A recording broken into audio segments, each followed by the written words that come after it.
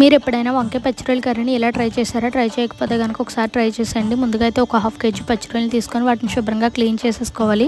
ఆ తర్వాత gas on చేసుకొని ఒక కడాయి పెట్టుకొని అందులోకి శుభ్రం చేసుకున్న పచ్చిరొయ్యలు వేసేసుకొని ఒక 5 మినిట్స్ పాటు అయితే ఫ్రై చేసుకోవాలి.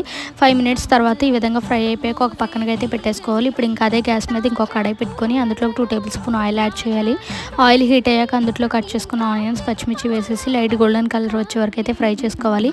ఈ విధంగా ఫ్రై అయ్యాక అందులో కట్ చేసుకున్న వంకాయ ముక్కలు కూడా వేసేసుకొని బాగా మిక్స్ చేసేసుకొని ఇప్పుడు అందులోకి ఫ్రై చేసుకున్న పచ్చిరొయ్యలు కూడా వేసేసుకొని బాగా మిక్స్ చేసేసుకోవాలి. ఆ తర్వాత అందులోకి సన్నగా చాప్ చేసి పెట్టుకున్న టమాటోస్ కూడా వేసుకొని బాగా మిక్స్ చేసేసుకొని ఇంకొక 2 మినిట్స్ పాటు అయితే లో ఫ్లేమ్లో పెట్టుకొని కుక్ చేసుకోవాలి. ఒక 2 మినిట్స్ తర్వాత అందులోకి చిటికెడు పసుపు, అలాగే రుచికి సరిపడినంత సాల్ట్, 2 స్పూన్ల కారాన్ని కూడా యాడ్ చేసుకొని బాగా మిక్స్ చేసేసుకొని ఒక గ్లాస్ వాటర్ని అయితే యాడ్ చేసుకోవాలి. వాటర్ కూడా పోసేసుకున్న బాగా మిక్స్ చేసేసుకొని ఒక 5 మినిట్స్ పాటు మూత పెట్టుకొని అయితే కుక్ చేసుకోవాలి.